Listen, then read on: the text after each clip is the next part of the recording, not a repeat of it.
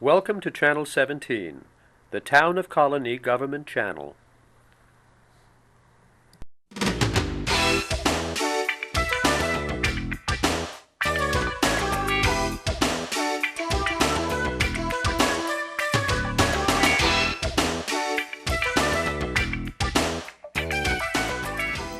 Hello and welcome to The Money Factor. I'm Richard Naylor, your host. Today we'll be talking about tips for adults who are going to consider going back to college. Our guest is Sylvia Jimison, who has an MPA and is an expert in this area. I want to welcome you, Sylvia. Thank you, Richard. As someone who went back to college myself and got a second degree, I think this is even more interesting to me, but in today's economic climate, I think even more people now are going to be thinking about that. So let's jump right in, but before we do, let's talk about your background, what you're doing, and some of the projects you're working on. Sure. I currently work in area college as an associate academic dean, and I'm also the director of a student support service program. However, I have over 15 years in working in higher ed. I worked in two-year colleges, now four-year private college. And I've also worked recently, not long ago, at the EOC, the Educational Opportunity Center. So I have a varied background in working in higher ed. But what I've noticed mainly is with our older students, or what we call non-traditional. Those are students that are usually 25 and older. Okay. And generally, as an older student, one thing you don't have is time and money. So I've taken up on my own little personal mission, which I work in association with the St. Anne Center, located in South Albany. Okay. I go there every weekend, every Saturday, and try to talk to non-traditional potential students about going to college, because I want to make sure that these students value their time and find the necessary resources to go to school. Because when you're older, like you had said, it's time and money. It's important to you. How many of the students already have been to college, and how many, or this would be their very first day in a classroom? This would be the first day in the classroom. There are certain things that you can do to prepare yourself, because what happens oftentimes with older adults or non-traditional students is that their academic skills are somewhat rusty. So what happens is they usually take these tests that determine their academic skill level, and they're generally tested to developmental ed or remedial classes, you might call them. So you might take a semester of reading, writing, or math classes, which costs tuition and time. So there's a semester that you did not begin in English Comp 1, or that you did not start in college algebra because you did not have the academic skills to do so. But that seems like it has another advantage in that it would give them a chance to learn some study skills instead of starting in a class that they're going to be required to compete with other students who are younger and ready to go. Oh, absolutely. And that's where my volunteer work come in at the Albany South End. I try to work with the student on an individual one-on-one basis. I have a few other people from the community have also helped offered to volunteer with me to help tutor students, to prepare them. I've prepared students in less than 4 weeks, just getting them focused in on certain areas, giving them written tests they can take home and work at their leisure, or offering them various websites that are out there for free. We can do practice exercises for writing, for math, and for reading. And that gives them an idea about how they're doing as well? Absolutely. It's automatic feedback. I use a specific software that I use in conjunction with the center that has purchased the software for me, where I can give the student an ID number and a password. They can work on it 24 hours a day, 7 days a week. And sometimes maybe they should. Yes, they should. And I also have hard copies. A lot of older adults, say for example, a paraprofessional, say I'm working with a certified nurse's assistant. She probably doesn't do much computer work in her day-to-day work. She's more hands-on people, so she doesn't operate a computer, but I can give her a hard copy she can take home and work at her leisure. I'm just curious, is it difficult to motivate some of the people that you work with? Money is always the motivator. I always try to get people focused to say this is how your salary can increase if you have these type of credentials, if you have a bachelor's degree, if you have a master's degree. But let's look toward the future and to pace yourself and to set goals. I start really with setting very basic goals, like first let's complete test number 1 by X date, and you'll bring it back to me, and let's get a score of X by that date. That's a small goal. That's an achievable goal. And you try to build on those goals like that. And it builds the confidence in addition to that. It's something that we really need in our society today, getting people more educated. So Exactly. That's great. Mm-hmm. And it's free. I'm doing this through myself and with other volunteers, professionals, some as yourself that want to come in and give an hour or two and volunteer to help tutor adults to achieve at the college level. That's great. If you're thinking about doing it, if you're thinking about going back to college, it's a process, right? There's a number of steps you have to think about. What should be their approach? First of all, you need to decide if you want to do what it is that you like to do. And because of the economic climate today, some people look at this as a negative opportunity in life. Oh, I don't have a job, I have to get unemployment. I often say this is an opportunity for change in your life. Embrace it, take it in like that. Look at what some odd things you might have always wanted to do. New York is a wonderful state for supporting you in any kind of endeavor you like to do. Like I said earlier, I worked at EOC. They have a culinary arts program. They have a cosmetology program. Those programs are free. I don't know what the status of them are, what they are now, but in the past, if you were receiving unemployment, you could get those trainings for free. So if you always wanted to do culinary arts, Schenectady Community College has an awesome culinary program.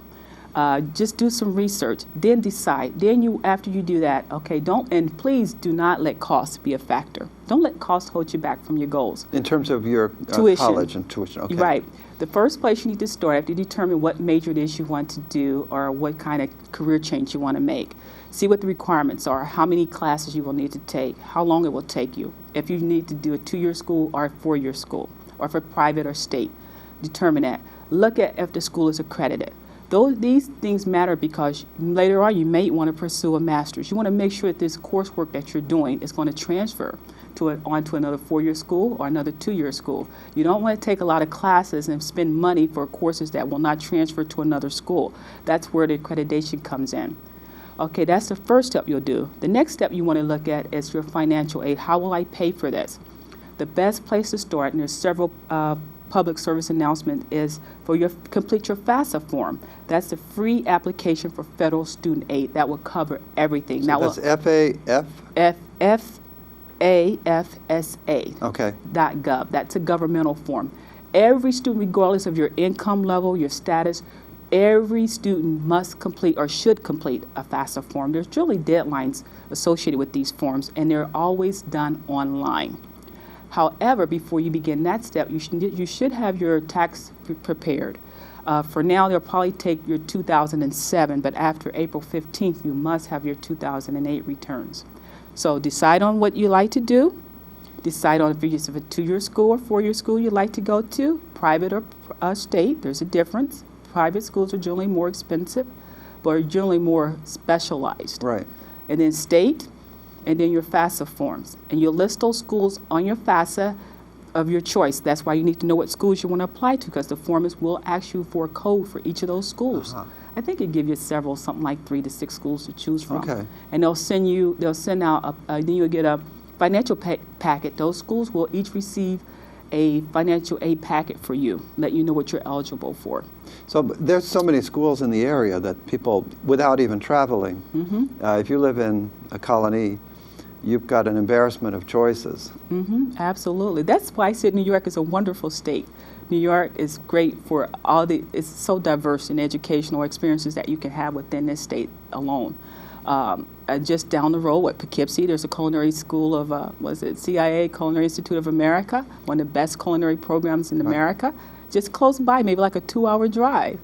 You can do it, just deciding and getting yourself focused, but knowing what you need to do. That's how you save time and save money. Is there a third step, or did we cover it there? Those are the 2 major steps, is deciding what it is you like to do, deciding what schools offer it, getting great advice. I would even talk to other professionals in the field first, because remember, as a non-traditional student, time and money, those are your most valuable assets. Now, what about aptitude? I might want to be a nuclear physicist, but when I took physics with the calculus, it really wasn't my cup of soup. Well, I would explore. Nowadays, there's so many great websites and software, and career development offices, and probably Department of Labor, New York State Department of Labor. They can tell you other professions you can look into that would branch off into those areas. For example, let's look at nursing. Nursing is one of our our most rigorous academic programs in America. I cannot tell you how many students I've had to sit in my office and cry because they could not get through the academic part of becoming a nurse. It's very rigorous. However, there's health administration, there's geriatric care, there's so many other areas associated with helping folks in the healthcare field. A social worker, hospitals employ social workers. There's all kinds of areas, so you would not notice just thinking, oh, nurse only or physics only. Could you go to a guidance office of one of the local schools and get any help before you actually apply? Well, you generally start out working with the admissions office. You may ask them to take you to introduce you to the career development office, and that's a good question because you want to know about that school's placement, how many people have you placed in jobs Admissions, and where. that's where you go. Okay. Right, you start with the admissions office at the college of your choice first. I would choose at least 3 colleges first. And visit each? Yes, and then it depends on what kind of learner you are. If you're a person like a small school, medium school, large school, generally your private colleges will generally be smaller if you like being in a smaller setting. And there's some great colleges too that cater to non-traditional learners. Unfortunately, I can't call them off. Oh, Empire State probably for New York, and those are great schools for that. Now, you figure out what you want to do. You find a school. How do you know what subjects and all that to take? Basically, every school will require you to have what they call prerequisites. Those prerequisites are your Comp 1 and 2, that's English Composition 1, English Composition 2, that's writing, algebra, generally college algebra, that usually freaks everybody out. And don't ever put your math last. Most people, they'll take every required course and say that math for last. Everybody have math phobia. And if that's the problem, that's why you need to know about student support services. Take advantage of the tutors on campuses. Most every university and college has a tutoring center. Take advantage of those tutors. Use those tutors to assist you. And don't forget there's also online help, tutors, online tutoring. So get your prerequisites out the way. You can sometimes do those at a community college because the tuition is lower. Once again, you want to look and make sure that they will transfer. Generally, English comp, Shakespeare, no matter where you read it. Okay, right. And it will usually transfer. That's good. Mm-hmm.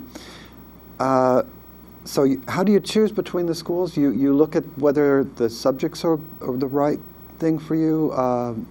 Yeah. However, undergrad is a little more challenging than graduate school. Undergrad, you're always, it requires so much of your writing, and you have to take the classes that they have specified for you. Unlike graduate school, where you somewhat get to go more in your interests, or what interests you in a course or a class, like a workshop. So it's very different. So you have to look at what it requires and say, and ask yourself, do I have the ability to complete all these classes here? Can I get through a Physics 1, Physics 2 after I do college algebra? Can I do, I'm thinking now in terms of a nurse, can I do anatomy and physiology? If you don't have sometimes the basics like a biology course, if you didn't do well in school in biology, I probably would not pursue becoming an RN. Okay. Because you might waste some time and money.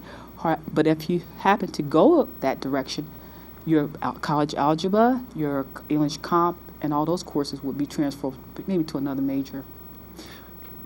For many degrees, if it's a master's, are you working more with the undergraduate? I'm thinking just the undergraduate level at this time. So would they would take things like the SAT and the ACT? If they took them in the past, would they need to take any of these again? That I cannot answer. Generally, it depends on the school. Most schools sometimes don't require it, but if that is a requirement, yes, you'll probably have to get your scores from the past. And I think that score you had would probably be the score you'll have to transfer. Okay.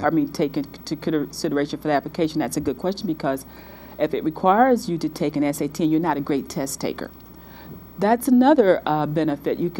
There's all kinds of workshops that can help you to prepare yourself for taking tests, how to calm yourself down. There's techniques, how to breathe.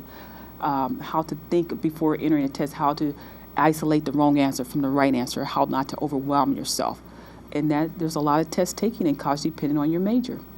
I know when I did my MBA, I took out library books on taking the GMAT, and I went through 4 of them. I did really well on the test, and I think it was a lot because I'd gone through 4 books already. Absolutely. You prepared yourself, preparedness. But this all takes time, so if a person says, okay, I want to go back to college, What's a reasonable, of course it might depend on the time of year, but what's a reasonable amount of time it might take before they're actually in their first college class? Well, a semester generally runs for 15 weeks.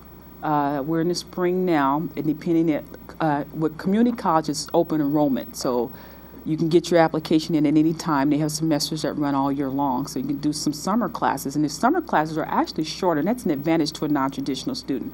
And the summer class would generally run you 6 weeks, but you're getting 15 weeks a semester worth of information in a shorter time More span. intense, though. Yeah, exactly. However, but because of being older, time is sometimes, scarce. So this way, in 6 weeks, you've got maybe take two classes at 6 credits. Boom, you got 6 credits in 6 weeks. And it might be an advantage not to have different topics at the same time.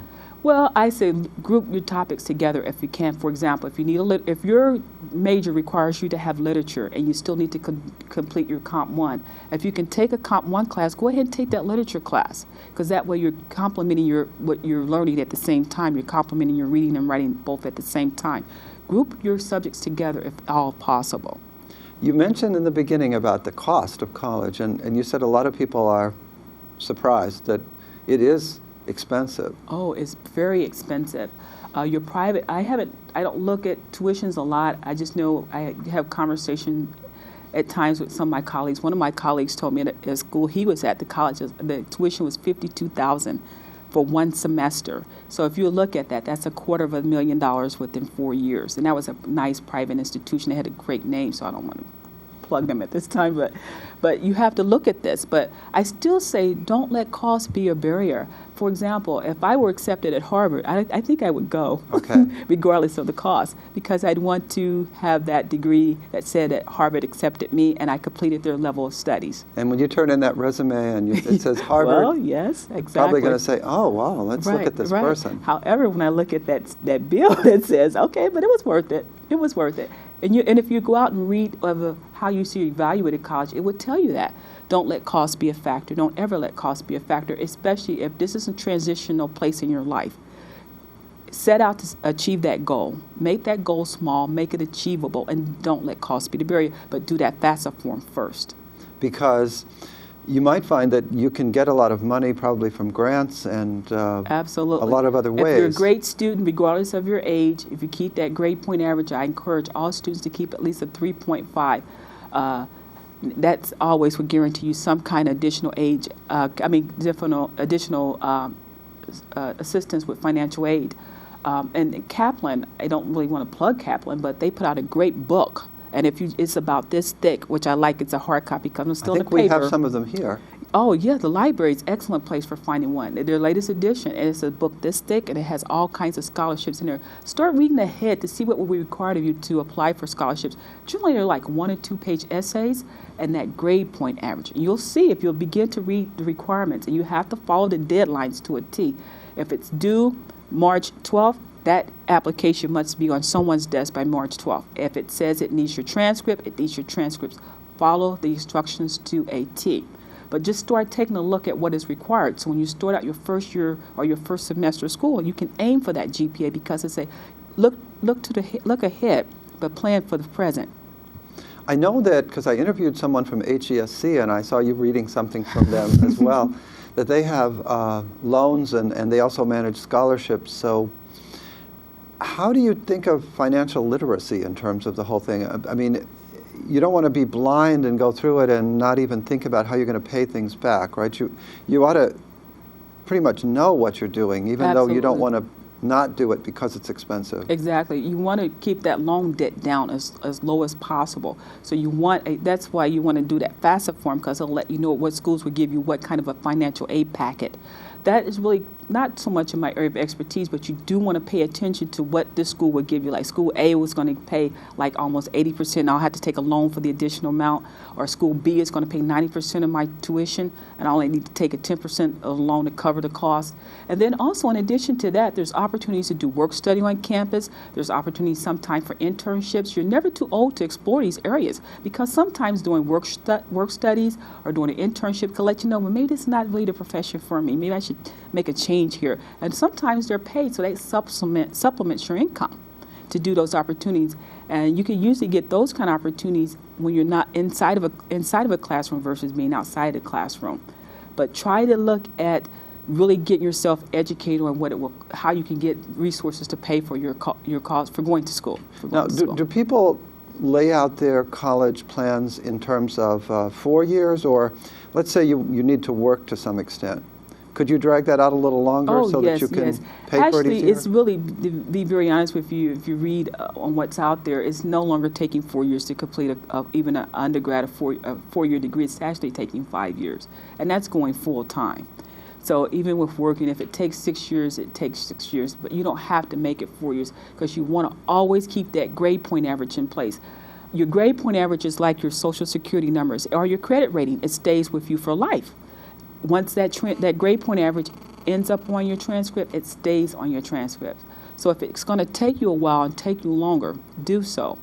And there's all kinds of support available to you on college campuses. Like, for example, if you have test anxiety or if you have attention deficit disorder, there's services called learning differences or learning disabilities, and they will give you additional supports where you can have your lectures recorded, or if you could have a note taker in the class with you.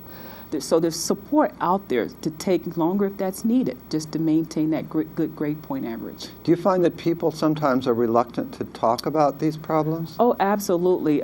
Generally, I know for the programs that I have overseen, you must have it documented. You just can't come in and say, oh, I have a phobia of taking tests. Somewhere it has to be documented that that's a problem for you. Or if you have attention deficit disorder, it has to be a documented disability. Or if you have a physical disability, sometimes you can still get those extra supports. But don't ever let that be a way. Don't see it as a handicap or a hindrance. If the support is there, get it. You need it. I mean, for tutoring, don't be ashamed to get it. It's going to help you because you have an investment. You've paid money. And this is all part of that tuition you've paid. So why not take advantage of the services? And don't let the stigma get in the way. It's a benefit. You're doing something to help yourself. And that's how the institution sees it. I would think as people get older, they get more conscious of what they're spending and the value of the money that they're hoping to return to them after their degree. And so they look at it and they work harder. Mm-hmm. But even if they have that healthy attitude, how do they give themselves a better chance? Because when you go back, I would think you've lost some time and you've forgotten many things that you knew. So even if you were a student who had math abilities, you may have forgotten a lot of it. And now you go back after a year, 2 years, 3, maybe longer. How do you catch up? Once again, when I'm available to you at St. John, St. Ed, or if you have some other professional you might know that's in the educational field, you might ask them to recommend some textbooks, come to the library, check out some books, look and see what software is out there, test yourself to see just how rusty you are. And a lot of the software programs today will help you, give you immediate feedback and will identify if it's fragments, if it's fractions that you're weak in. It'll tell you this is what you don't know, this is what you need to know. So you can get that automatic feedback. It's so instant today. And this is why it's important to take advantage of all the services that are available to you through all the various organizations that are out there. Because you don't have to take a long time or feel like, oh, I can't do it, or I don't know if I have the ability. At one time I was great at this, but I don't know where I'm at now. We can give you instant feedback on where your weaknesses are and help you to improve. Now, is there a way to get a counseling session so that people could come in and then you could say, well, here's something maybe you haven't thought of? Because I think when you come in, you may overlook something really important and maybe not think about the difficulty, for example, or the cost or something else. Mm-hmm. Right. Sure. I mean, I'm available on the weekends, and if you work with the admission, if there's a college of your choice, you can work through them with the admissions office, and they can help advise you too, and go through trying to point you in what direction you'll need, what you need to do to get yourself prepared. But I just believe in that pre-preparation before going to school, because I know I truly try to prepare the student within 4 weeks. And hopefully after that they have enough content that they can go out there and feel confident and say, I'm ready. And go without, in my objection is to help you not to go into remedial ed classes or what's called developmental ed, because you don't actually get credit for those. You kind of do, but you kind of don't. It's not credit. You can transfer to another school. And you're paying full price. Right. You're paying full price, and you're taking it 15 weeks, an entire semester. So that sounds like a really good deal. I mean, Yeah, to be 'cause- able to get community help, Absolutely. which is going to help the community eventually as well. Absolutely. But it will be so much cheaper. We're going to save the government on the Pell Grant money, and we're going to save you time in the classroom and have you prepared as a student to do your best in the classroom. And then I would think also you would have a much better experience if you go in and then you fail immediately. That must be terribly discouraging. Yes, it is, because you'll have that course you'll need to repeat if it's required for your major, so you got to take it again. And once again, you got time, an entire 15 weeks you'll need to put into another semester and pay that tuition over again if you didn't pass that course. You mentioned one course of study nursing and then the allied occupations around that, some of which are not quite so rigorous. Are there any other things that people, you also mentioned cooking. Any other areas that you think might spark some interest in people that, oh, I could do that? I've been looking at, for some students, I also oversee a program that targets high school kids for college. And one of my colleagues was explaining to me about the nanosciences. She's actually going to take the kids on a tour of a nanoscience college, I guess the one here in Albany.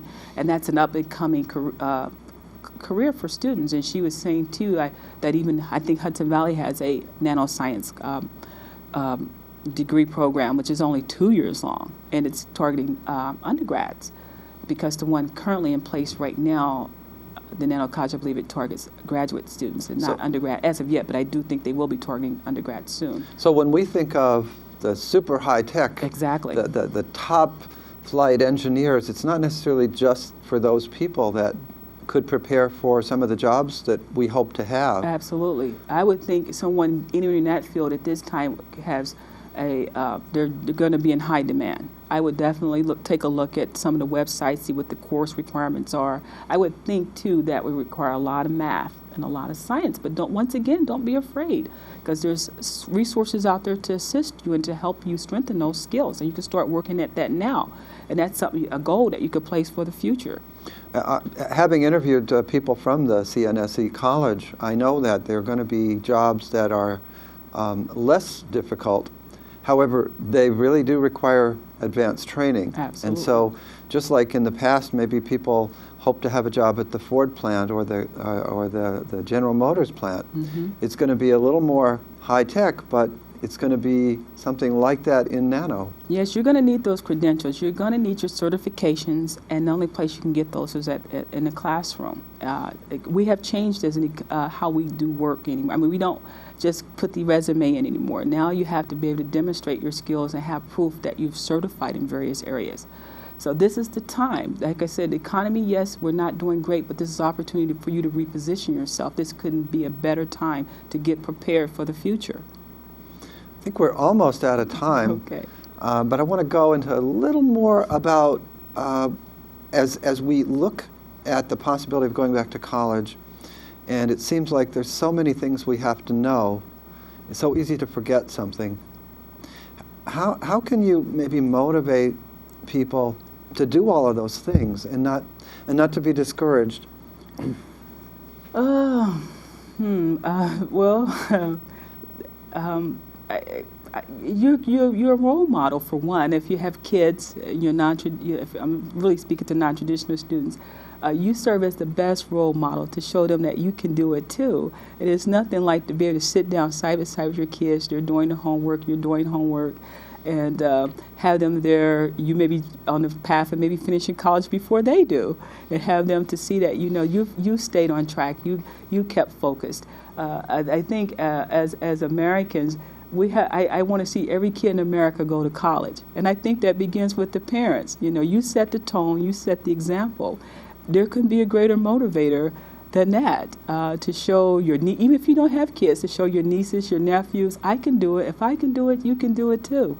And I guess that kind of enthusiasm is wonderful, because instead of the parent thinking, oh my gosh, a C's okay or a D's okay, because maybe that's all they think they could do, now they would raise the bar and say, C's not okay. Oh, absolutely. A B plus might be okay. And A is really okay. Right, and I think that could be your best motivators, to be an example, and an example for your community, to say, if I can do it, you can do it too. And hard work is always part of the part of the picture. Absolutely, absolutely. If you went to work for a job for 20, 15 years, we're only asking you for 15 weeks out the year to show another side of yourself, and you can do it. I want to thank you for being on the show. And I thank you for having me. And I want to thank you for watching. I want to thank our guest again, Sylvia Jimison, who helped us out knowing more about counseling for college. And I want to hope you have a great week. Take care.